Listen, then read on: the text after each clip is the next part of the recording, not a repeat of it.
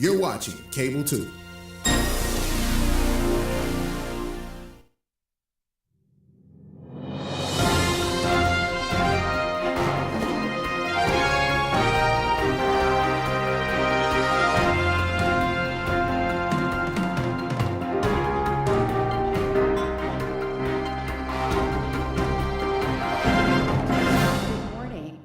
To call the meeting to order.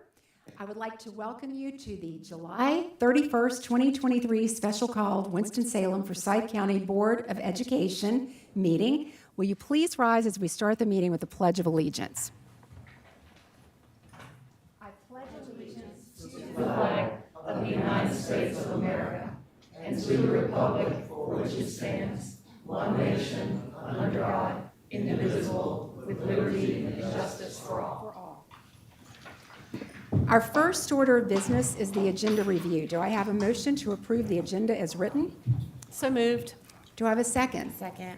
So I have a motion by Board Member Crowley, a second by Board Member Kuhn. Any discussion?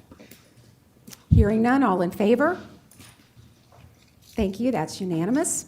Our next order of business is discussion. We have 2 items for discussion. The first discussion is the installation of utilities for the Reynolds Stadium presented by Darrell Walker, our Chief of Facilities Planning and Construction. Good morning. Good morning. Welcome back. So this first item is a kind of a basic item as we have some work begins on the field stadium work at R.J. Reynolds High School. One of the first phases of that is installation of utilities. What we're bringing to you today is the scope of work and the recommendation as we move forward on this project. You can see in front of you that's kind of a utility installation scope as well as the schedules. It's about a 90-day probably process. And then you see the budget alongside to the far right. Just want you to know and remember that this is a budget that is, or a contract that is between Home Field Advantage and North State Utilities, not the Board of Education. One of the recommendations we made is that North State Utilities and Home Field Advantage enter into a third-party agreement for someone outside of those 2 organizations to manage the install, to make sure it's installed as designed, signed off, no different than what we would have done if we were doing the project, and they have done that with Stemmel and Associates, so I just wanted to share that as well. This is kind of a site plan of the work that would take place. The stormwater installation would take place underground, underneath what will be the field. That is near to the gym, Bryson Gym. If you're kind of looking at that, trying to figure out the configuration of that, you're kind of looking at the park into the field at this point. And so it will be in that particular location. So this kind of summarizes what I mentioned before, that we recommended a third-party administrator that would support the work, to do the inspections, to make sure the work is performed as designed and permitted, and that they have fulfilled that obligation. I sent that agreement early this morning to Dion as well. So may not see that as part of your packet this morning, but she does have it. And so with that, I can entertain any questions that you may have about the work or the installation of the materials for this project. Any questions? Board Member Kuhn? So are we saying that we don't have these items, the inspection, the third party? We do have those. We got do those, yes, ma'am. We got that this morning, and so I emailed that, forwarded that to Dion, and their Okay. contract with Stemmel and Associates who will manage the project on behalf of both parties. Okay, and my next question is, with this being put in, is this something that has a life expectancy? Like it's good for 10 years, it's good for 20 years, or is it a lifetime thing? I guess I'm trying to look at down the road, where are we potentially looking at having to possibly re-look at this? Yeah, so we have a wide variety of stormwater installation type utilities that on our campuses. Some are above ground. You go to some of our schools, you see these large ponds there in front of our schools. You go to the Career Center, all those are under the parking lot. Because of the footprint it's a much smaller, so there's no real place to put a stormwater pond. Typically, we've not had any issues. These are 50, 60, 70-year-old type, that don't go away. The impact to the district will be, once the project's done, you have to do a stormwater management plan to the city, and there will be some cost that goes for stormwater runoff that we pay for all of our facilities. That cost is probably going to be somewhere in the $400 or $500 a year range once the project's completed. And that fee goes to the city, not to Home Field Advantage or the company installing the stormwater. That's system. correct. It's a stormwater tax that we pay across just so you know, throughout the district's a little over $300,000 a year that we pay for stormwater tax. Okay.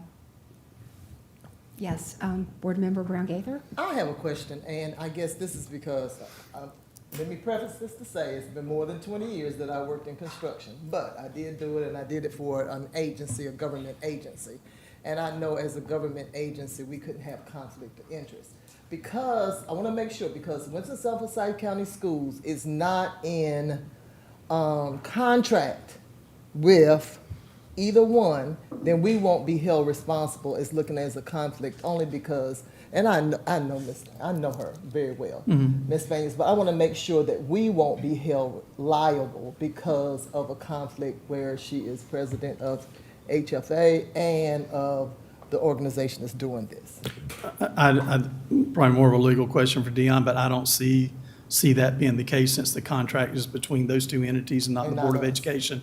And the main reason why we ask for the third-party management is to take some of It that off of us. off of the Board of Education. I just want to make sure. Yes, on that. ma'am. Okay, thank you. And in addition to that, because it's privately funded and not using public dollars, Okay. that would also lead to it not being a conflict of interest that would lend liability to the board. I just wanted to make sure on that. Thank you. Yes, ma'am. Any other, yes? Dion just said this, I want to make sure we're correct. This is not Forsyth County dollars. I just want to uplift this, correct? These are not Board of Education school system dollars. Correct. And also a timeline, because I know we were trying to get things ready for, quote, football season. Where do we now stand in trying to meet that timeline, or where are we in that? I know we're not going to meet it, but where do we kind of see ourselves? So this utilities piece is about a 90-day period for installation. What would probably come next, and again, this is a contract that the district doesn't have, but Home Field Advantage has a contract with AstroTurf to come in and put in the field. So some of that work, again, we'd have to come back to the board. A part of that was to make sure that the funds were in place in order to move into a next phase. And so this is kind of phase one of that ask, and then you'll have the field piece. You know, I think they have some goals to really try to move this thing along pretty quickly. I don't know if I have a specific timeline, just because we need to make sure the money and the phases match up. But it's moving, and I think that's the important piece of that. The one thing that the district does own that we would have to do as part of this project is we have to install the lights. And we can't do that until the bleachers are in because of the location of the lights, that some of them are up top where the bleachers are. So there's probably a few more phases to come back to you, but I think their intent is to really try to push hard for next, probably sometime this, spring to late fall. To follow up with what Richard said, you mentioned that there's a need for, I can't remember exactly how you worded it, the funds for phases. Do we have any indicator where we are with funds and phases and general contractors? We do have a bank statement that they sent in as part of this ask of the $986,000 to show that there was enough money in the account to do this phase, and there was adequate funds, and which is why we're bringing this item to the board. So as the next phase comes along, we'll go through the same process.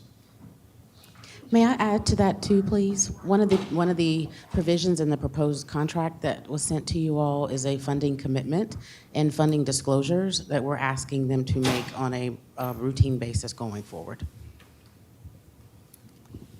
Yes, I understand that. I just was curious. We're rushing to do this, and it's kind of like, where are we going to be in 90 days? Is there going to be the funds available to make it to that next phase? Do we have general contractors, do they, not we, do they have general contractors ready and set up to go forward to the next phases? I guess that's where I'm sitting and wondering is, we are rushing to get this piece done, but are they going to even be ready to and set up to do the next phase? That's kind of where I'm Ms. asking the Kuhn, question. there are additional contracts in place with Home Field Advantage, with AstroTurf, with the stadium bleacher folks. So those contracts are kind of in place, but they're going to bring them to us as they continue to look at these phases. We've got the concession stand, restroom, we've got press boxes, and we've got the installation of the turf of the field. And so those three contracts are kind of in play. But they're not ready. We're kind of doing this in phases to make sure we get the right flow and the money's there for all those. So those contracts are there in place on their behalf. Yes, ma'am. Yeah, again, on Richard's point, with the field not being ready for this fall, what provisions has the district put in place to help kids access extracurriculars for this fall? Are we funding activity buses to get them to practices off campus? Are we funding field maintenance, with the maintaining of multiple fields throughout the county for practice fields and playing fields? I'm just wondering, what are we doing for our students? So I'm going to go back a little bit over the last 2 or 3 years. We have provided activity buses for student athletes to get to and from practices. Okay. Some have taken advantage of that, some have not. And so, I can't make that decision whether you're willing to pay for those services this year, but I think we're willing to make that effort if that is the case of the board and the pleasure of the board. And that right now, I've talked with the athletic director a little bit about location of practices and things of that nature, just to let him know that we're there to support him any way we possibly can. Thank you. Any other questions? Daryl, so with that question, so the Thompson-Deaton Field will still be at this point, the place for the football games? Yes, ma'am. Yes, sir. Okay. And you will see, you'll see a contract coming later on Tuesday about some design work we're going to do there for the future, but for this coming year, it will continue to be a RJR Parkland Stadium. Any other questions? So I believe that we do have the Vice President of North State here. Is there anything that you would like to address to the board or speak? I would if you don't mind. Okay, Got a sure. moment? Can I just stand? Do you want to come to the podium? Okay.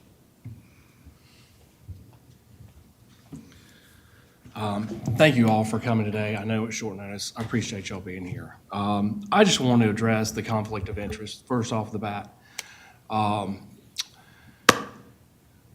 Right now, our company have just incredible growth. We've got the most contracts we've ever had. We have 4 public contracts in place. We have 4 private contracts in place, millions and millions of dollars of work. The board has come to Catherine for a while and expressed interest in her helping do this project. She, along with I, have expressed our,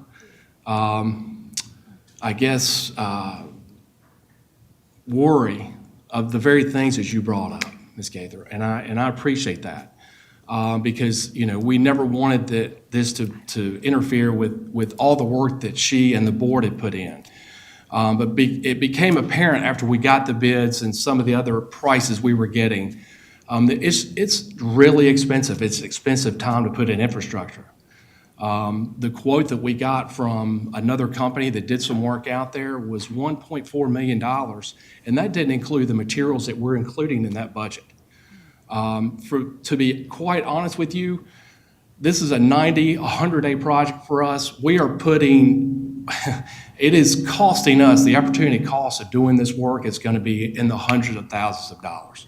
She is giving this county, and I as well, that money that we would have been getting in other contracts for this project. And that's how much this means to her and to those men and women of that board, and the time they've spent in the years, 12 years, they've been trying to make this happen.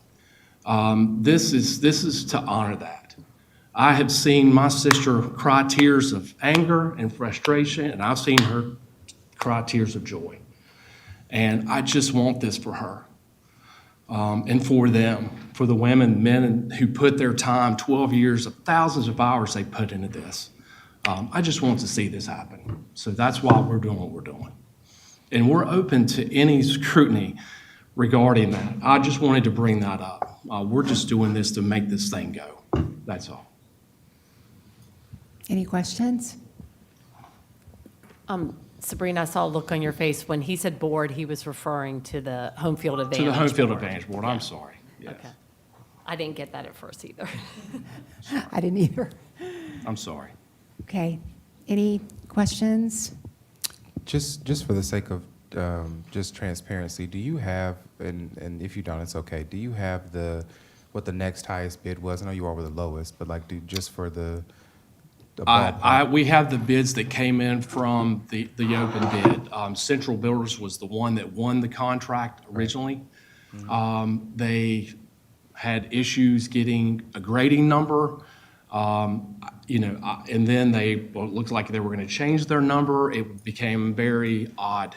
Right. As I mentioned, I do have, we did get a bid from the company that did the work previously, and it was just shy of $1.5 million, and that did not include the material.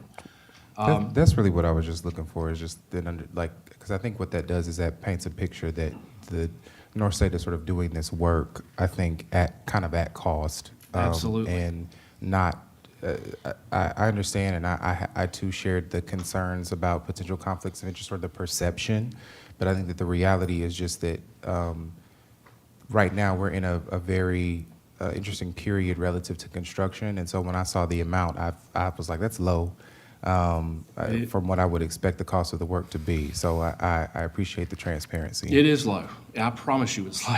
I would be glad to give this project to anybody else that could do it for this. I promise you. But we just want this. I want this for her, and I want this for them that have given so much. This is so important. I have, So- I have a question. So you just said someone else won the bid and then started the work and then stopped? No, they never started the work. Okay, then I'm confused. You said someone else won the bid and then something about a There was a grading? bidding process for Phase 2. A company wanted out of Mebane, but they could never come to contract with HFA because they kept being, to be honest, wishy-washy about their numbers. Their grading number was never really settled. It was still going to be significantly more than this. The other company he was referring to, Sabrina, was Vinoy, who did the work on Wiley Gym.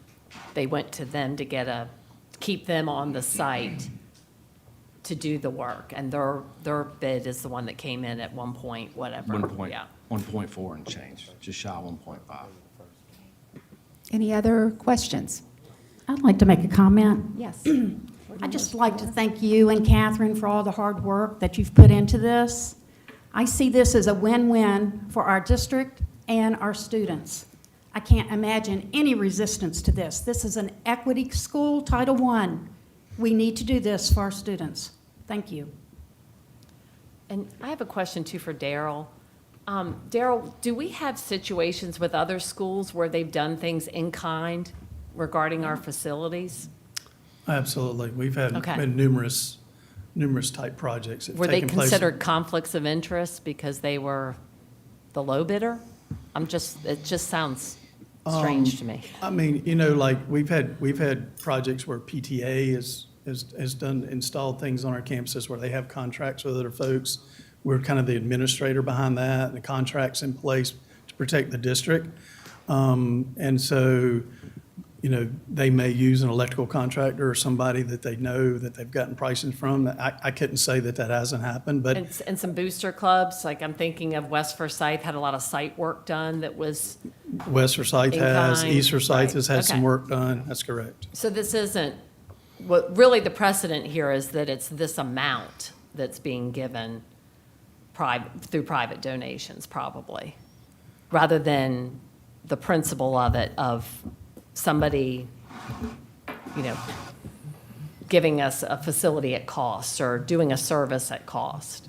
Yes, ma'am. Okay. Any other questions, comments? Thank you very much. The second item for discussion is the lease agreement with St. Peter's World Outreach Center for the temporary relocation of Main Street Academy. Daryl and Lauren, okay. We Thought decided Daryl to was doing split the two this Okay. morning.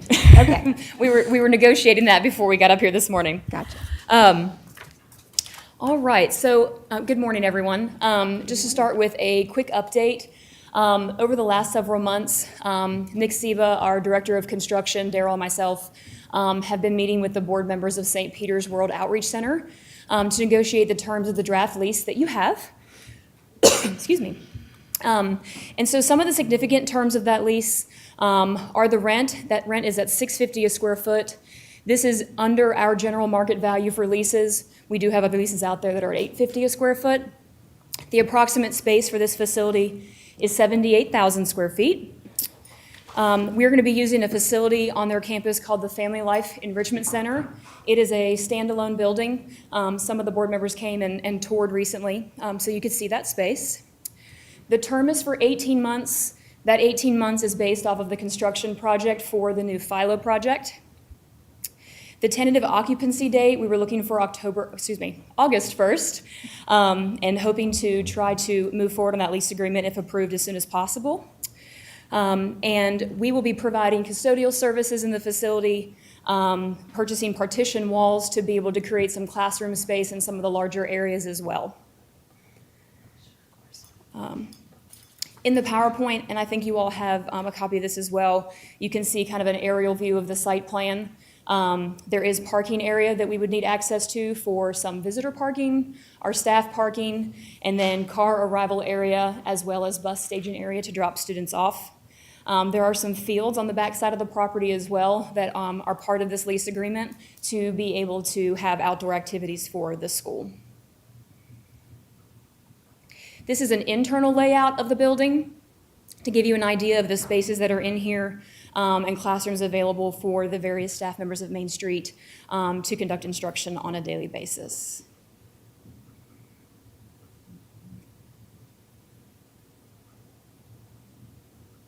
All right. I'll open it up to I think questions. Vice Chair Bohannon? Thank you. Lauren, I want to apologize ahead of time. I have several questions. You're good. I hope I can answer them all for you. Sure. So, first, starting, when did we know definitively that we would need to move the Philo students from, that we were going to make the decision to move the school while we do construction and finish the construction for Philo? So start of the 2023, we had confirmed that we were going to be able to do the Philo project quicker if the students were relocated off-site to speed up the construction timeline and ultimately speeding up the construction timeline, cut some cost in that overall project. Okay. And then did we consider a variety of options for the move other than where this current lease, or did we consider more options? We did. So we considered co-locating. That was the most recent option that we brought before the board. We also considered some other properties of our own, schools that maybe were not at capacity, and relocating Main Street there. We also pursued a number of different locations out in the community to see if they were viable options. Most of those ended up either being capacity issues, but more prevalent were code issues related to trying to upfit the space to make it a K-12 learning environment. And the decision to not combine the two schools together was, remind me, and that's because of my own memory. Why did we decide not to combine the two schools? That was a board decision. Okay. I'll check into that one. Okay. Because I know that I was thinking about whether or not that was, I know we discussed it during I think Buildings and Grounds Committee meeting, a full board or something, but I just didn't remember. It was a board discussion, not a board decision, Okay, it was. in it my was- recollection. Okay, We that, did not vote on that we wouldn't combine. okay, Right. that's sort of what yeah. kind of my question was, is that like, was there a definitive vote one way or the other? That evening, that evening when the board, we were wanting to get both approvals to relocate Philo and co-locate. But the board's line of questioning that night was, let us approve the Philo movement, but would you all please go out and look at the possibility of something else? Because there were board members that did not feel that the co-location was a viable option, was a good option. And so to move Philo forward, we went with just that one vote that night and agreed to go and explore St. Peter or any other type of location that evening. And Yes, and on a later action, there was an action by the board to relocate Main Street to St. Peter's World Outreach yes, and negotiate the lease terms. yes. And so where did St. Peter's as an option come from? Well, I'll take that one. I've known this community for a long, long time, and I also knew that St. Peter's had hosted previously a blue-green charter school, and I was aware that this building was standing empty, so I offered a suggestion to look into it as a possible relocation for Main Street. And so I ask all those questions because I think for the public, it's important for us to kind of frame kind of the timeline, like how we got here.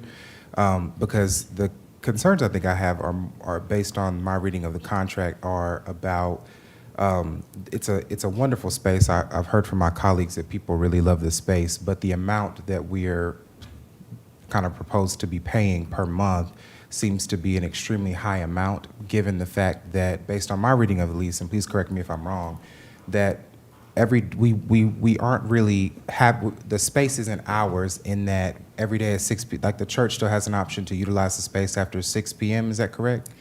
So we agreed to terms in the agreement of operating the school between like 6 a.m. and 6 p.m.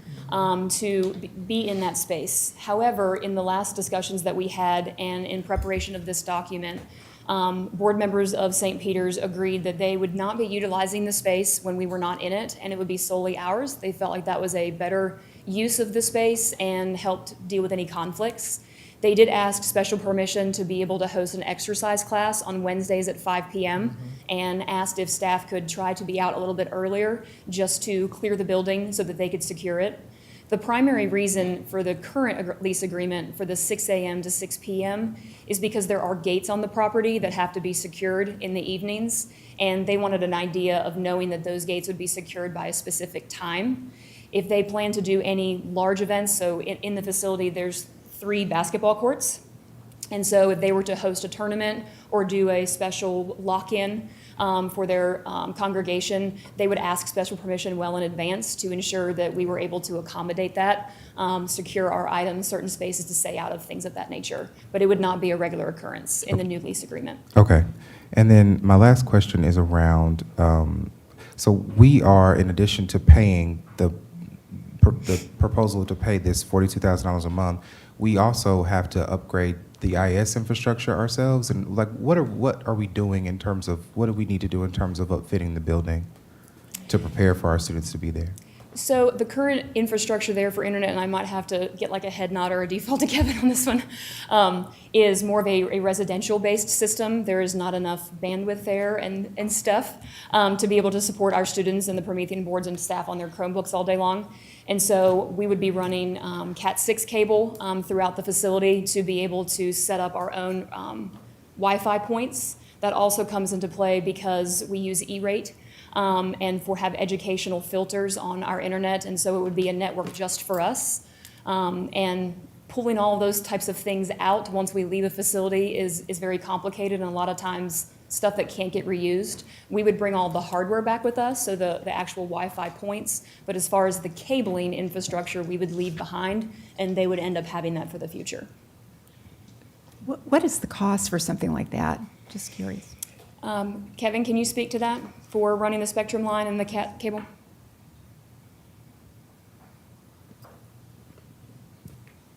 Yeah, additionally to what Lauren mentioned, we've got to build in a Spectrum wide area network connection from the street level. So the facility would be one of our sites. Otherwise, AS400, all the financials, all the things we do business-wise, you can't connect off of their Wi-Fi. So we're treating it as a full build-out of a school, as if we would open a new school. We'll be, either overhead or trenching in Spectrum connection. So there's a one-time cost for that. I think it's in the $25,000 range on the construction cost for Spectrum to charge that. Then there's a monthly charge for that WAN link that we will file for E-rate reimbursement on, so that will be a wash there. The infrastructure, switchgear, and the access points that are throughout the facility, those are funded through E-rate also. The cost of those, I don't know right off the top of my head, but it's no different than a small elementary school as to what we would put into that building. I can get those costs to you and send them to you, but the fact that these are E-ratable services at 100% back to our district, there's not going to be any true cost out of pocket for that other than that one-time build-out of Spectrum to get their link from the street level into the building. And we budgeted that into the move cost that Lauren and Justin Dyson, those folks built together. So I hope that answers your question there. And Mr. Bohannon, I will add too, just from a cost perspective, think about Philo being under construction currently. And so there are not current utility costs at the Philo construction site, internet run to that site operating. And so those are costs that would defer to a new facility, just for additional information. And then, I'm sorry, I know I said that was my last question. But I did want to kind of address sort of how we got to this number. So was the district, how did we get to the amount for the lease in terms of our kind of conversations with St. Peter? Sure. So Nick and I originally, working with staff at St. Peter's, proposed being able to cover utility expenses in the facility, and then running the appropriate internet services that we needed to operate the building. And so essentially a proposal to cover what we believed would be costs as we are existing in the facility while we're there. St. Peter's asked us to reconsider, talked about some Class A office suite level style buildings. Class A office suite typically rents between $15 to $20 a square foot. As we sat down and we reviewed our other lease agreements that we have, either us leasing a facility or someone leasing a facility from us, we opted to go with $650 and proposed that to St. Peter's, and they accepted. Thank you. Yes, Board Member Brown Gaither. I want to commend you all for getting the rate of $650. And I guess my question was, we didn't ever consider the $850 that we paid the other ones, Kingswood, and what we do for Arts Base. We did Is not. that because of the size, or we just started at $650, they accepted, and we stopped at that point? Well, we initially started at covering Yeah. cost, right? And so when you think about utility costs, our average utility costs run somewhere between like $1 and $1.10. Their building might be different. I can't specifically speak to that. So looking at covering those costs, so you'd be looking at that rate, right? $1 to $1.50 a square foot. And so we elected $650 based on use of the space, number of staff that would be in the space, students in the space, and how we would be using it to make that agreement. Any other, yes, Board Member Crowley? Yeah. Where is the room to negotiate in this? And one is the size of the space. Given the number of students enrolled in Main Street, it seems excessive to have 75,000 square feet for roughly 40. To start. To 42. start the year, about 41. 41 I mean, just- students. yeah. And then also, is there a way we could do something, could we spend a lot less money and put that into the structures that would need to be put in place to cohabitate at the original, at where Main Street is now? Is that, or even doing a shorter lease? I don't know. I'm just looking for something that it seems extremely excessive for the number of students that we're serving who are deserving of an education. I get all that. But, when the numbers come out to 3 times the amount the state spends on per pupil that we're doing temporary, that seems not prudent in my mind fiscally. So I'm going to try to answer all those if I can remember them all. So if I don't, just repeat one of them. So the square footage of the St. Peter's facility is about the same size as Main Street. In the initial proposal from staff, when we discussed co-locating, we did do some preliminary drawings with one of our architects of upfitting some lower space. On the lower wing of Main Street, there is space that is currently storage, but it was CTE automotive wings areas for programs. And so being able to upfit those into classroom space so that Main Street could be on the lower level and have an external entry from the lower side, and Philo would be on the upstairs area and have their entrance there. And then establishing kind of protocols throughout the building to help keep the two populations separate throughout the day as they conduct business. When staff put that information together and spoke with that architect, we projected that we could, under $1 million, be able to complete that upfit. And that would be, to your question, making an investment in a facility that is ours and will be ours pretty much for eternity, unless we just choose to sell it. Okay, Lauren, Board, I was talking to Lauren a little bit last night, and I asked her, because we have other leases, as you all know. We have the one with where Kingswood is, but we also have the CFEC, our 2 locations. And so one of the things that you pointed out last night to me was that if something happens in the facilities, in some of the facilities, we are completely responsible. So like air breaks, we would respond to that. In this facility, can you explain the difference? Because I think if I heard right, you mentioned in this facility, we would not respond to major like issues happening. Is that, can you explain that? Did I capture that right? So we would respond to situations that are impacting our daily operation. There is a threshold listed in the lease, and it is escaping me at the moment, but we went through and we did a mechanical inspection of everything with all of our maintenance trades supervisors and set a threshold on the things that we would take care of. So when you think about a capital improvement of redoing a roof, HVAC system fails, those would be things that we would not address. We're not going to resolve capital items in the facility, but routine maintenance, if a staff member or a student damages something, we would replace that and repair that if it's a result of our usage of the space. But we are not making any major changes and making investments into the facility in this lease. Yeah, and that threshold was at $1,250 for parts and $2,500 for. Thank you. Yes, and also no more than $25,000 for over the life of the lease in minor repairs. Go ahead. I was just going to ask if you had any read on the partnership and whether they would be open to the idea of doing a shorter term, maybe so that we could get things ready for cohabitation. Do you know if they would be open to that? Do you have any indication of that from them?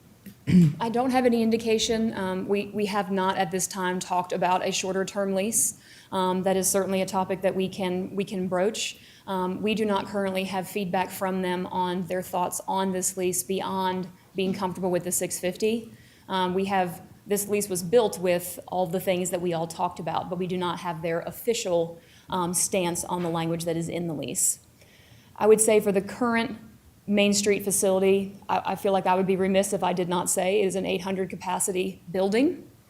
And so as it stands today, the 2 schools could coexist, but there would be disruptions to the current Philo population as well because they start on August 7th. And I think that the board would need to consider that if that were to weigh in on your decision. Can you walk us through the protocols of cohabitating? I mean, just for the benefit of the board members, some concerns about that issue, the reason we were going to St. Peter's. Can you assure us of the safety and how that would work? I will quote a colleague of mine, Mr. Jonathan Wilson. I can never, ever guarantee you the safety of students, right? But what I will say is that I think that every staff member on cabinet and throughout this district is committed to ensuring that we put plans in place. We have an outstanding safety and security team to develop CERT plans and exit plans. And ultimately, it comes down to working with the 2 leaders of 2 schools to develop what that day looks like. We recently did this with the Kennedy construction project and them cohabitating at Winston-Salem Prep. And Keisha Gabriel and William Wynn had to do just that and figure out how their day worked. Typically, there's a lot more time, certainly to be able to do those plans with master schedules and other things. What we would look to do is, again, make sure that there are separate arrival entry points so that the two populations arrive separately each morning and leave separately at the end of each day. There is in the designs that we provided for upfitting that space, adding some internal vestibules that would help the administration and the staff be able to direct patterns of movement throughout the building as they maybe share a gym space, but they wouldn't be using the gym space at the same time. Use a cafeteria space, but don't use it at the same time. Things of that nature, and those would all be parameters that we would look at to put in place. And what is the student per teacher ratio for Main Street? What were you having in place? I mean, how many teachers per student? So I can't specifically speak to that. Ms. Davis is here this morning. She may be able to. I can tell you that average enrollment ranges between 30 and 50 from what we looked at in last year's enrollment numbers. And to start the year this year, it's just under 40. I think Ms. McManus actually said 41, excuse me. And from a staff perspective, you have your core teachers, but then you also have other teachers as well that support. And so it would maybe be for a temporary period of time if the board wanted to look to allocate funds to upfit the space, that teachers would push in perhaps as they had a reduced space to not impact Philo any more than possible.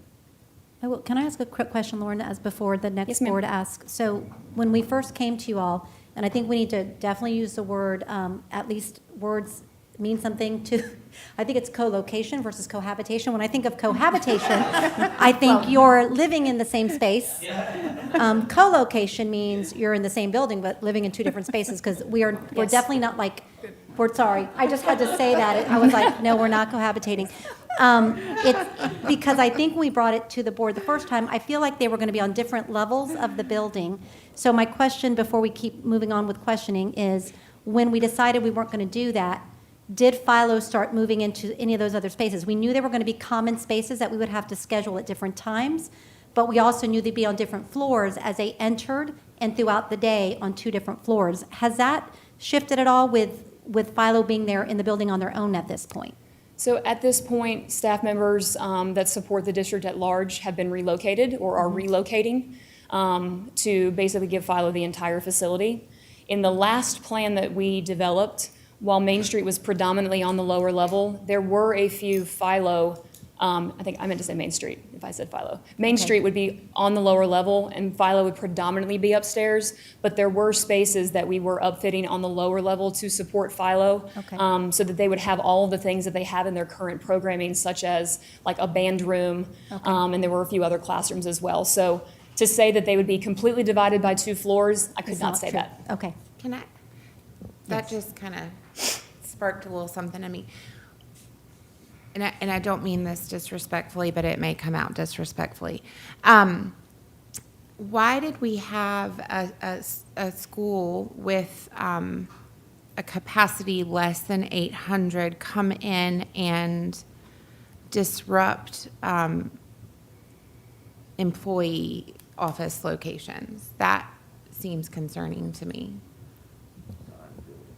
Well, I mean- I think I believe it's so that you still have a lot of staff, and Philo Hill has additional resources in staffing due to being a Title I school. So these are spaces for students or staff, counselors, social workers, and other support staff. So they have offices to pull kids into and all that versus having more open spaces where several people. Am I capturing that correctly, Lauren? So they use I do some of the believe that is her spaces. plan for those spaces, yes. And I have a question. If we decide to not cohabitate, but co-locate, Co-locate, yes. when we decide to co-locate, what would that time frame look like? Okay, well, Philo staff comes back August 7th. They are coming back early for additional training. And so I think there would have to be some very immediate discussions around what spaces Main Street office personnel and Main Street teachers would need to be able to start their year. to be as least disruptive to Philo and their planning as it is right now, because that is a lot to change in 4 workdays. Yes, Board Member Miller. Yes, I have a question about transportation and nutrition. Is that already in place at Main Street? Yes, we do bus students to Main Street and will for Philo, and there is a cafeteria and a full kitchen and services there every day. So I would think that's a positive as far as moving in students and that, or having to find transportation to St. Peter's. Have we worked that out, or? So the transportation is routing the students that are assigned to Main Street to St. Peter's as their home designation. And for food services, we have worked out as part of the lease agreement to be able to use their kitchen as a receiving kitchen, and we would transport meals over. We have not picked that location yet. That may be Main Street, or it may be Con Oak, I believe, where meals would come over for the students each day for them to receive. And that's a similar model to what we do at Kingswood. Lauren, I just have one more question, and just so I want to make sure I heard you right. Earlier, did you say that we currently don't have feedback from St. Peter's World Outreach Center regarding the language of this lease? That is correct. So the language for this lease was developed with them in a sit-down meeting with board members, a pastor, Daryl, Nick, and myself. And so that is reflective in this lease agreement, but having an official vet back from them, that has not been completed as of today. Okay, so I'm sorry, okay. The language in the lease and the things that I guess they desired within the lease was derived from conversations with them. Yes. Is there anything currently in the lease that when they would review that they could potentially say, this wasn't in here before, or we have some questions about? You know what I guess. I do. In my head, I'm like, we could vote yes, and then their board review it, or whatever internal process they have. They have to take time to look at it, and they have to sign it, and that doesn't necessarily mean we would meet, because our goal was to start the transition when. Right. Our goal has been for August 1st. Obviously, that is not going to come to fruition. Right. And so that's really what I'm trying to get to, Yeah. is that they still have to review and sign the lease, Yep. even if we decide that this is what we want to do today. Sure. So as you look through the different sections of the lease where you see like general terms, rent, human resources, and all the different chunks, we sat down in a meeting with them and we went through all of those chunks and talked about how do you feel about this? What do you think about this? Can we use this? How do you want to do this? And we went back and forth, and this lease was put in, and we basically met all of the requests that they had in this lease document. So I feel confident that they would not, but can I commit to that? No, I cannot, because I do not have any response back from them. Gotcha. Thank you. You're welcome. Any other? Yes, I have Board Member Watts? probably not questions, but concerns of putting both schools together. When you look at the design of Main Street and the integrity of the program, it was always designed to be in a separate setting, a separate building, due to the nature of the students that we are sending to Main Street.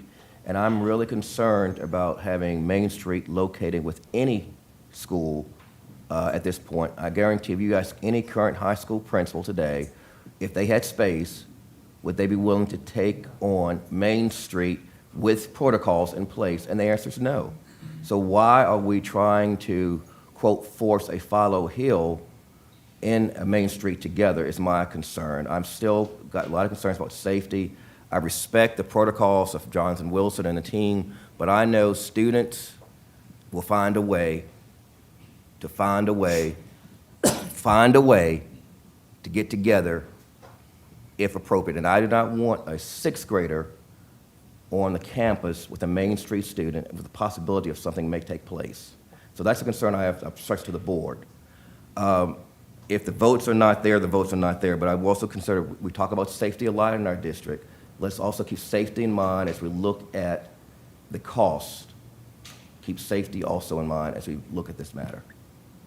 I want to thank Richard for saying that, because I'm sitting over here steaming. And that was one of the things I was very concerned about, was putting Philo Hill. First of all, Philo and Hill should never have been combined together. That's the first thing. I was not on the board. That was done several years ago. I had a problem with that. But now you're going to say you're going to take that same Philo Hill and now put them with Main Street. If this was Reagan and Reagan had space this wouldn't even be a consideration. So I want to make sure we understand, as a board, we should not even look at this if we wouldn't do it for any other school.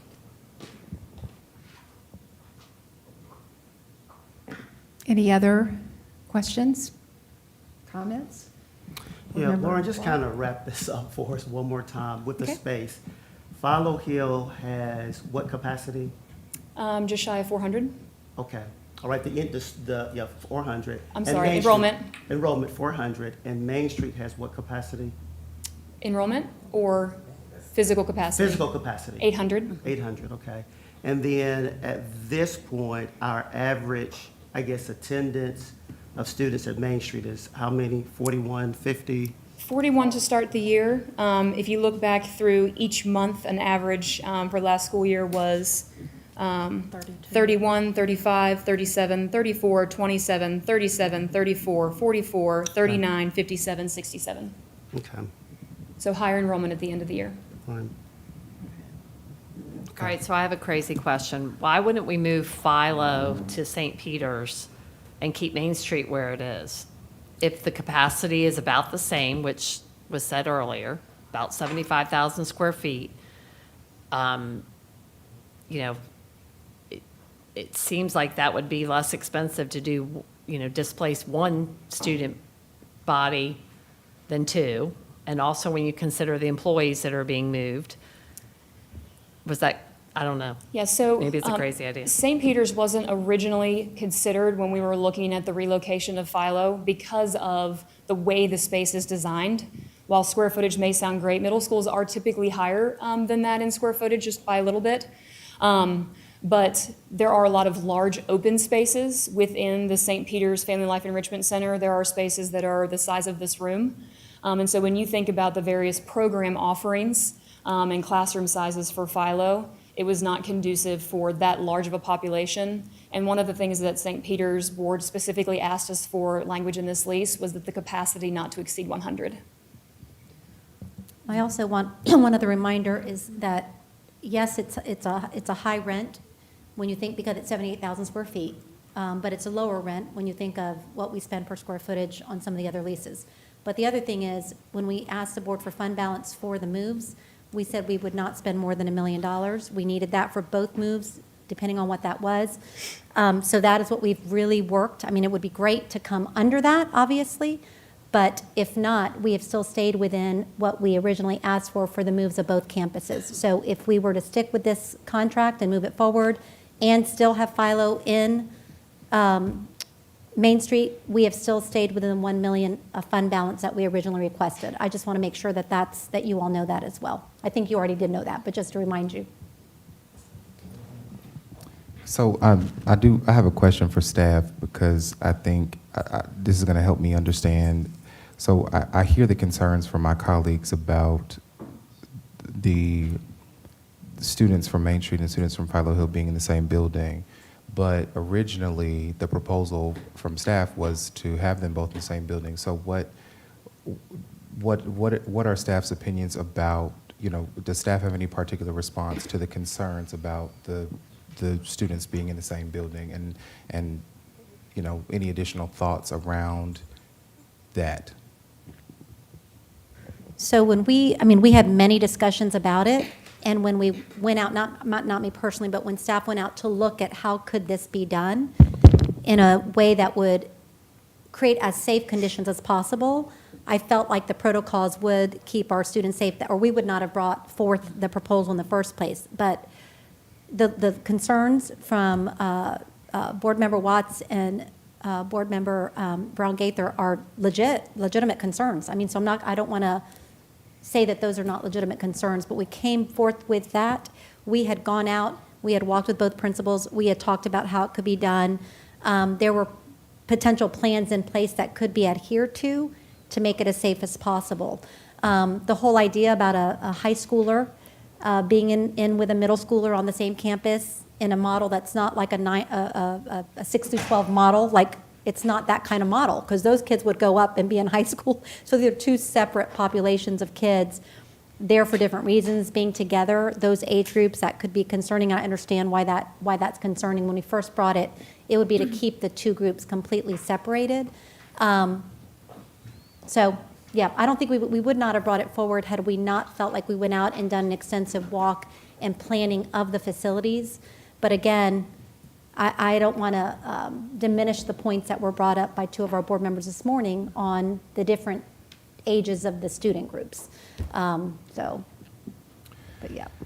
And so, Lauren, about the time, the period of the lease. So I know that at one point, my understanding was that Philo's construction would be completed by the beginning of the 2024 school year. Is that the case, or is it extended past that? It is into the 24 school year, and so they would start in the current Main Street location. And then when construction is complete, I believe, is it scheduled for November, Daryl? I believe it's around there. They would then transition back into their building, and then there would be the transition of Main Street back into their facility. So they'd be staggered. But they would start the 24 school year at the Main Street facility, and that was part of the plan. Okay, thank you. Any other questions? Yes, Board Member Watts? Yeah, again, just another concern I have is the whole timeline. We're talking about, some people are coming back to work tomorrow as administrators in this plan. Assistant principals, yes. Yes, and that's tomorrow. And here we are trying to decide today, and I think, and then also, when we look at Philo Hill staff coming back on August 7th, Main Street's packing boxes as we speak, I think there's still a lot of uneasiness about where we're going, and I think it's going to be unsettling to many people at this point to change the plan. And I know, yes, we can change it, but I think we're looking at a timeline of, we're talking about trying to support teachers and educators. This is not supporting those folks. We're looking at a one day, I'm here at Main Street, next day I may be over here at St. Peter's, or, I think we've got to also consider that this timeline is it really feasible and doable and fair to our staff? And I'm wondering, Board, you all are asking about the programming and the number of students. So as you all know, it's not just about the number of students in a school.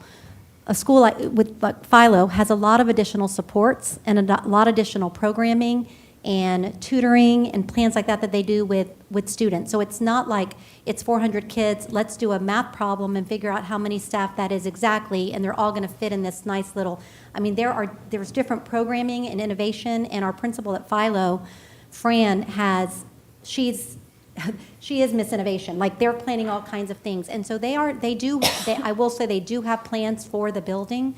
I'm wondering if we could cut back instead of an 18-month, ask them if we could start with it's also disruptive mid-year. Can we just do a 1-year lease? Can we start from now and get to June 10th or whatever the one school year is, or do something that would be less dollars if that's the biggest issue, but move forward with a plan? I think at this point, for us to change, to your point, to make change, I believe that, Philo has been underperforming. They have been working really hard. They are ready to launch. Their staff's coming back.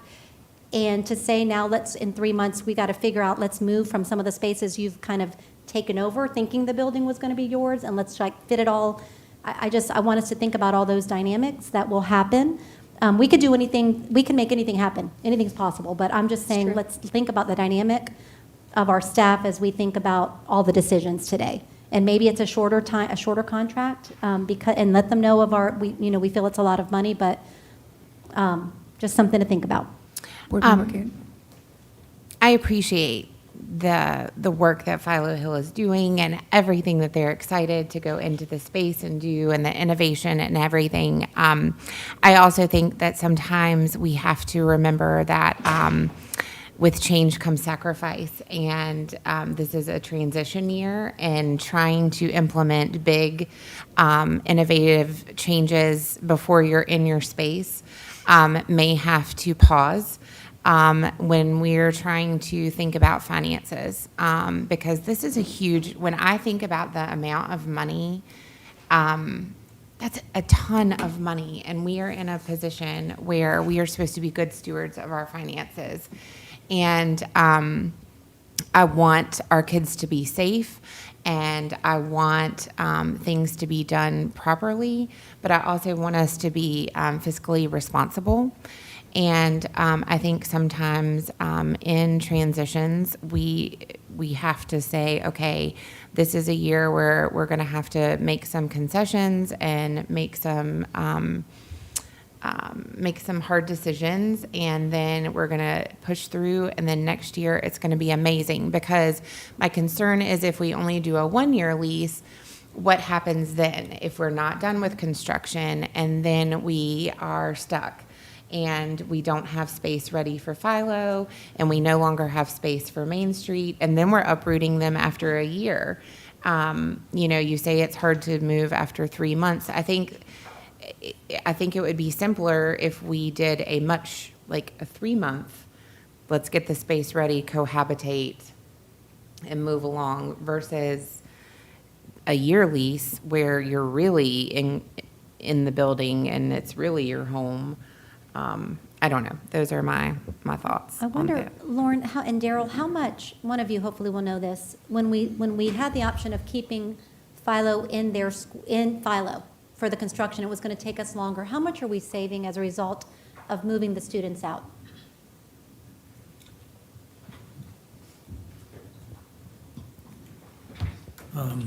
So the reduction in the move was around $1.5 million, $2 million in savings to the district on the construction cost.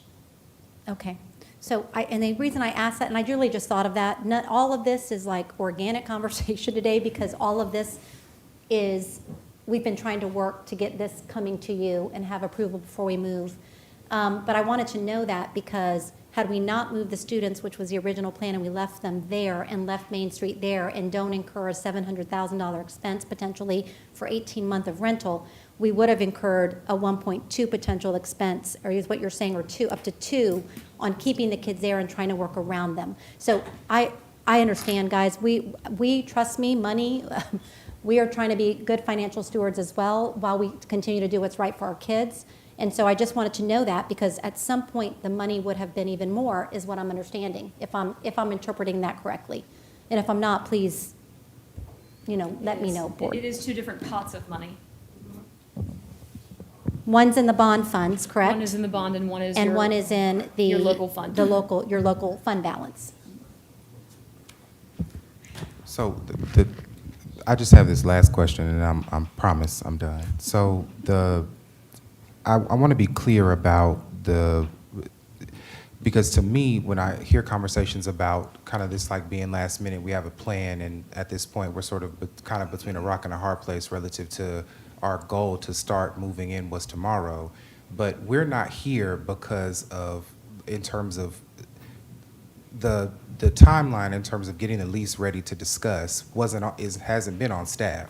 We've been waiting on responses from St. Peter's, right? That is correct. That's been a struggle, is the conversation and the back and forth. So the ideally we would have been in a much, because I remember we being in a meeting and saying that's been a little bit of an issue, is to kind of get us to a place where we could sit down and have the conversation. So for me, I know and the reason why I'm struggling with this is because on the one hand, yes, we're at this place where we're kind of having the conversation and people are moving in soon, but we wouldn't necessarily be in this position had we been having conversations earlier, and we could have fleshed out the details much earlier to be able to make a sound decision and have more time to prep. Yes, I would say that communication could have been better. Thank you. Board Member Miller. Yes, to piggyback on that, Board Member Bohannon, I feel like we're working under duress. We did not see any of these numbers until Thursday. That is not enough time for us to assimilate and process all of these details. And I know that's not on our people, that is because of St. Peter's, and I don't know what their situation was, but you don't bring us an agreement and want us to vote on it in 2 or 3 days, and we haven't had a chance to discuss it. And my second point is, the last thing we want to do is move our Philo Hill students twice. That is very disruptive. Adults, I know it's hard on them, it would be hard on the teachers and staff, but they are adults. We should not move our students twice. Ms. Miller, may I comment? Yes.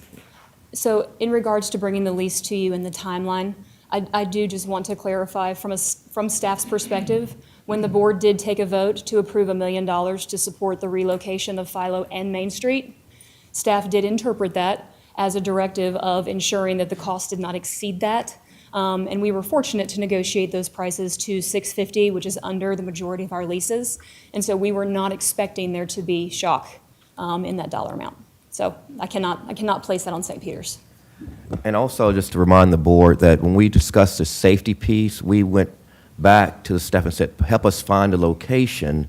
And at that time, Lauren mentioned that we're not able to really find a location that was conducive to being school-ready. So we came back and said, well, we really could not find one. And then the idea just kind of popped in my head, being a community person, have we looked at St. Peter's? And that was relatively late in the discussion. So the timeline, yes, it's been tight, but I don't want to feel like it's totally on St. Peter's. I think it just kind of happened to be St. Peter's. We were trying to find a spot that would work, and St. Peter's, quote, is school-ready. And so that idea just came to my mind. We said, well, let's go look at it and see. So I don't think it's really all on either party to say we're at this point because of communication. I think it's just the way it kind of came to be. True. And we were going to bring this next Tuesday, but with a special called board meeting being planned today, we're like, we'll bring it now because especially with the work that has to be done, we don't want to bring it next Tuesday and have this discussion. Even if you all had this a week ago, and this is what they're asking us to do, I think this discussion would be the same, and we've got to upfit that building with the technology and let our staff start moving. So if this was perfect that we could do the discussion now, even though they have not, we couldn't start moving folks without the board's, okay, let's start moving.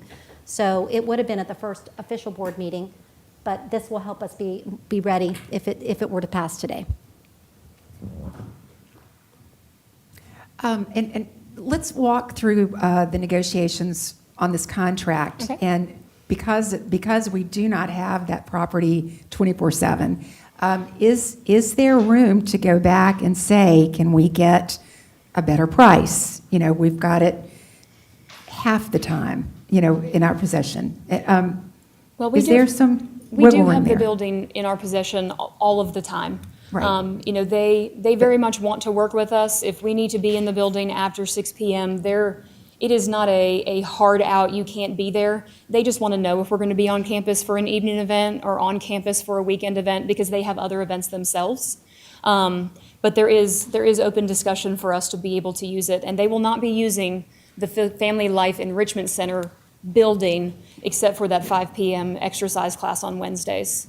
And no basketball game, none of that? Nope, not without special Only the permission with exercise plenty of time class. from us. Okay. That is correct. Okay, any other questions? Yes, and this is kind of going back to what Board Member Coons said. I guess the issue that I'm kind of struggling with is, number one, I know St. Peter's is a great community church in the community, will do whatever they need to do. So, kudos to St. Peter's. At the beginning of this discussion, I did have an issue with the vulnerabilities and challenges of two groups coming together. But I guess as I've had some time to think about it, I just kind of go back to that stewardship principle. And that's why I asked you to kind of wrap it up with numbers. This is where I am. This is kind of like my struggle. I'm not quite sure if I've made a decision, but this is an open meeting where we can kind of process this out. Going back to the stewardship, we've got a building with a capacity of 800. Okay. All right, with a building with a capacity of 800, and we've got 400 students at Philo, is that correct? That is correct. Okay, and then we have an average of maybe 40, 42 students. If we combine those students, that would be 441 students occupying a building of 800.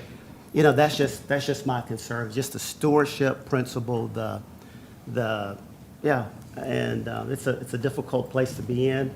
And I don't know if somehow our timeline kind of gotten off because I wish I could have.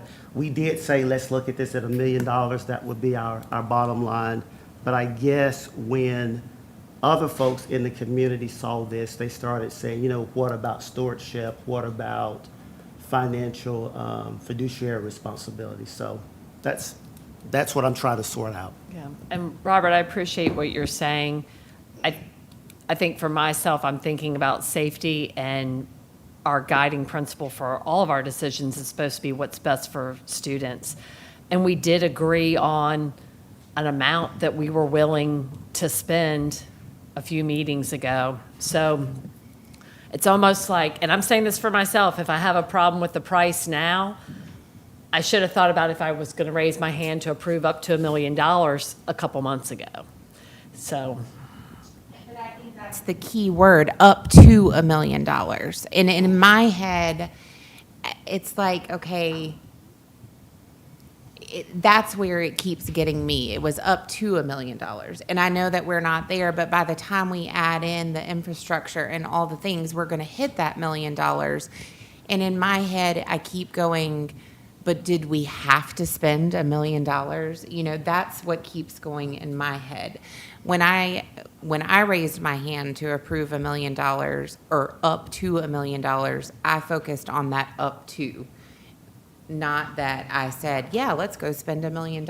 It's, could we do it more fiscally responsible? I think if we can do things more fiscally responsible, we should. Just because we approved up to $1 million, I don't think that means that we should just say, oh, we approved up to $1 million. Let's go spend $1 million. That's the way I look at it. yeah, I'm thinking of it in terms of if you're considering safety and what's best for students, then, I mean, trust me, there's places all over this district we could not spend the money, but are we doing the best to serve students by doing that?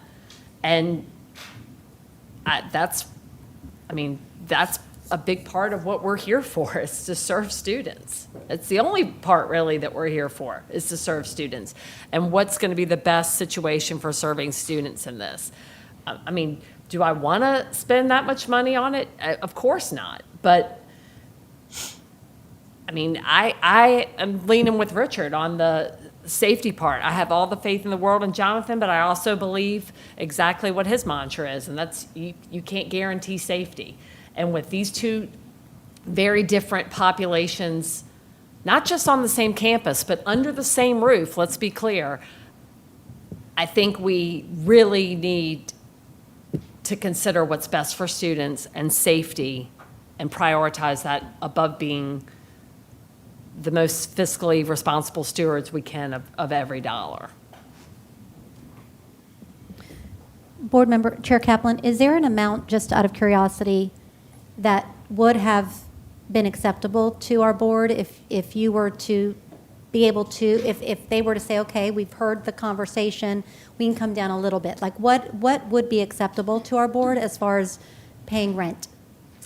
That's a great question. I'm not sure of the answer. I think that we had talked about, because we weren't, I mean, we got a better understanding from Lauren about the fact that we're not in that building 24/7. We were talking about maybe going half that amount, 20,000. Well, so I would say that a couple things, and I want to thank you, Superintendent McManus and Lauren and Daryl, for all of your work, and I want to apologize for any confusion or, you know, kind of, like Lauren, I appreciate your transparency in that, you know, with us understanding that we authorized the use of funds up to $1 million, and then some of the other contexts that I've received today, I'm sort of in a different space in terms of when I first looked at the lease and I saw the amount, I had sticker shock, because I guess in I remembered we authorized $1 million, but I guess I didn't think that the majority of that would be whatever the cost of the lease would be. I thought it would be associated with other moving expenses or something like that, but that's on me. That's not on anyone else. And I think that with you saying that we actually do have possession of the building, you know, all the time, except for those minor, the Wednesday and the other piece, and that they would actually need to ask us for permission if they were going to do, or let us know if they were going to do a larger event. That gives me a little bit, I'm a little bit more at ease with that consideration. And I think at this point, we could give you a number, Superintendent McManus, but that would be us just saying what we would be comfortable with, as opposed, which is really subjective, as opposed to what's concrete and what's in front of us, is that this amount is less than leases that we're already sort of in contract with and actively paying right now, which that's just the math. I mean, that's just what it is. And although I can articulate how uncomfortable I am, because $42,000 is a lot of money. I mean, that's a lot of money, but that's just sort of where we are. And I don't want to continue to disrupt staff and the plan that you already have in place. I just feel like doing anything else besides what we plan to do at this point would be too chaotic, and it wouldn't be fair to our students or staff. And I can't say with 100% certainty I'm 100% comfortable or that I feel like everything's going to be okay, but I just feel like this is where we are.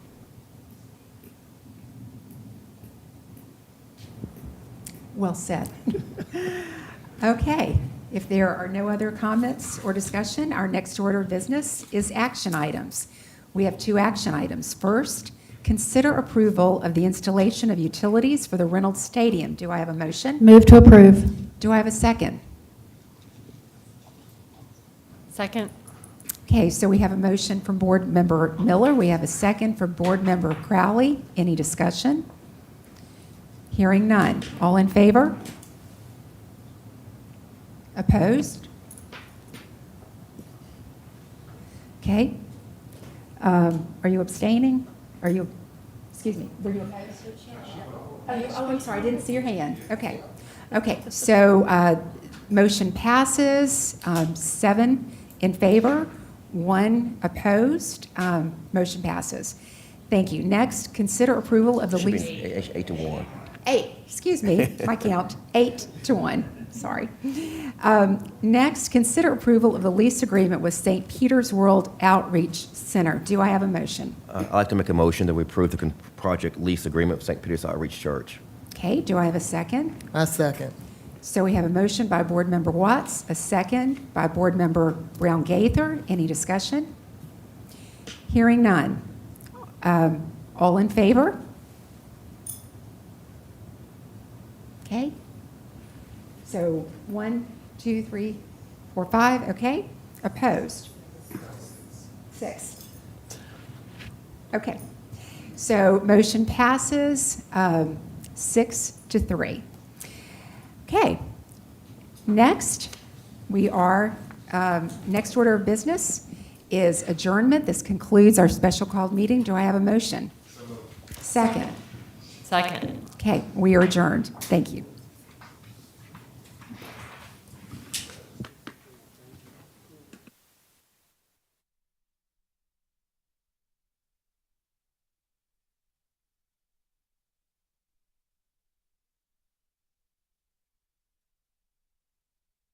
You're watching Cable 2.